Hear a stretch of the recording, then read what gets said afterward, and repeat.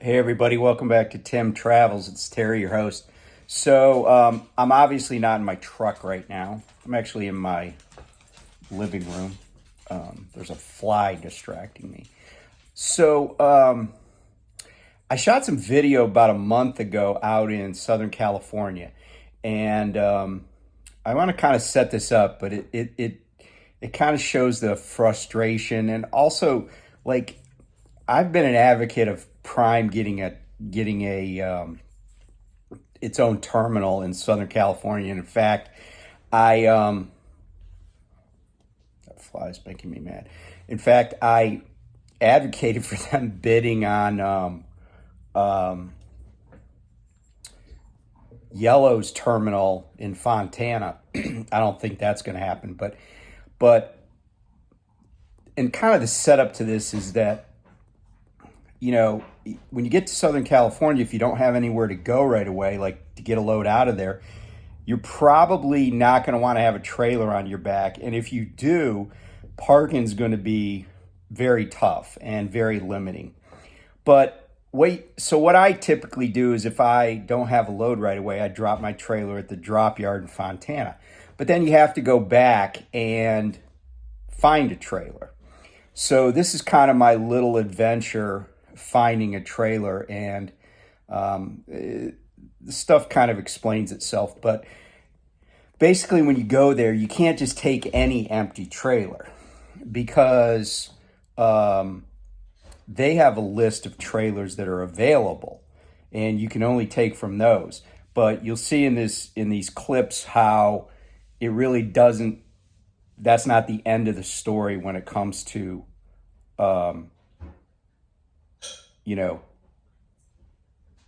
getting a trailer.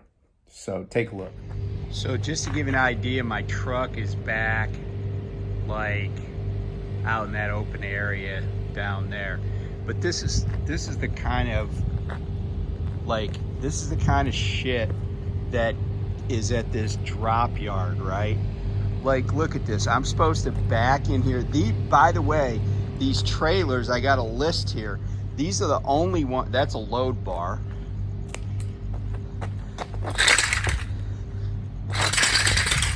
These are the only trailers. These two right here. Look at this. These two trailers are the only two trailers that are listed as available, and that I could take to do my drop off. But look at this shit. This is just ridiculous.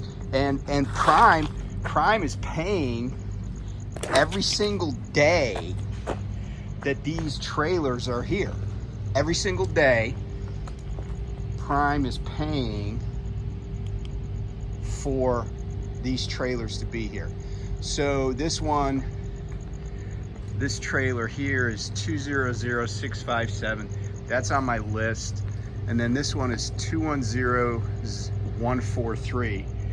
And I'm gonna set my list down here. So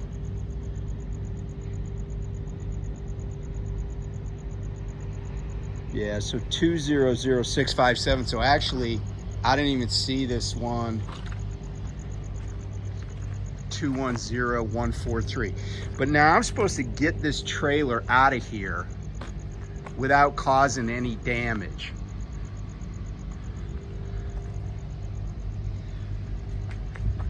Yeah, because that's plenty of room to work with. Like, seriously. This is what Prime's paying for. It's ridiculous. So this is the kind of help you get at night. So the first trailer that I showed you that I found that was on the list here from this drop yard, I sent a message to Night Dispatch and I said, hey, is this trailer available? Because in the past, I've picked up trailers that the people here said were good, and then I said, oh, put this trailer on my back, and they're like, no, you can't do that. It's destined for the shop. So what do? The one trailer that I showed that I could find, I said, is this trailer good to go? And Night Dispatch said no. So then I went back to the jockey dude and I said, that trailer's not good to go. So I sent a list of 6 more trailers that the yard here says are good to Night Dispatch. And then I said, hey, which of these are good to go? He only sends me one number back. And I said, is that the only one? And he's like, well, I didn't check the others. I mean, it's like these things are 4 rows deep. So the jockey just came back and he was like, he gave me 2 trailer numbers that I hadn't already sent to Night Dispatch. And he's like, hey, these 2 are the easiest to get out. Of course, once I get to a point that the drop yard thinks I could take it, and then dispatch thinks I can take it, then I gotta just hope that it's roadworthy. And I'm sure I'm gonna have to go fill it with fuel. And this is all just to go drop it 8 miles away, but it's just painful. And the thing is, when you come to Southern Cal, like I delivered yesterday late afternoon, but I don't have this load picking up till 2300. So unless I want to park and basically do nothing and go nowhere for like 36 hours or I don't know, 29 hours, I bring the trailer here to the drop yard so I can like go get some food, go shopping, not completely waste the time. So you can see sometimes it's better, like Lyle says over on his channel, sometimes it's better just to have a trailer that you like and you just keep it. Now, of course, in my situation there in Southern Cal, that wasn't probably going to be a winning strategy. But I will say sometimes if there's going to be a quick turnaround, I can't tell you how many times I went to a drop down in Georgia. I don't know, it's probably been 6 months now, but I couldn't even get the trailer that I was picking up. I couldn't even get it off the gravel lot. It was leaking air that badly. I mean, I had enough air to pull it out, but that was it. Like you could, with the tractor running, you could roll the window down and hear the air leaking out of the back of the trailer. I had another trailer. In fact, at the very same place I picked up when I was in Southern California, when I got the trailer that the adventure you just saw, I went there one night about 8 o'clock. The trailer didn't have any running lights. And it was so dumb because RA is like, oh yeah, just take it to Love's or a TA and they'll fix the lights. I'm like, dude, I'm not leaving this parking lot with no running lights at night. It's not like it was 10 o'clock in the morning. It was dark. And he's like, oh yeah, I guess we'll have to send somebody out to fix it. And that's the rub with drop and hooks. So whenever somebody says, oh, 90% of our loads are drop and hooks, that's like saying 90% of the time you're going to have another trailer that you got to deal with that might not be ready to go. And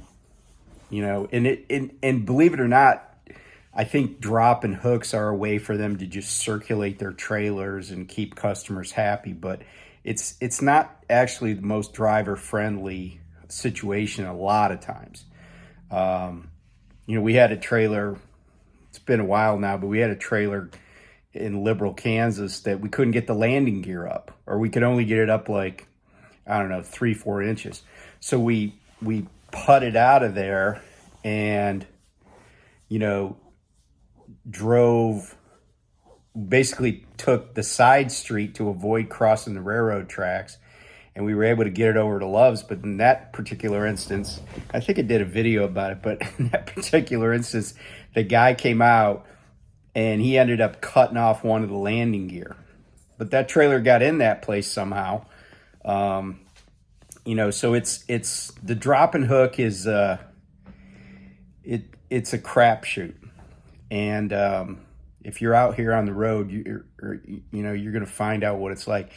And I'm going to be leaving home here shortly, next few hours, and I got a drop and hook. I'm going to have to go pick up an empty, and then I'm going to go to another place that's always drop and hook. So, I'm going to be dealing with 2 trailers this evening, and hopefully I don't have problems with either of them. But anyway, thanks for tuning in. And yeah, I'm back on the road, and we'll see what adventure lies ahead. Talk to you soon.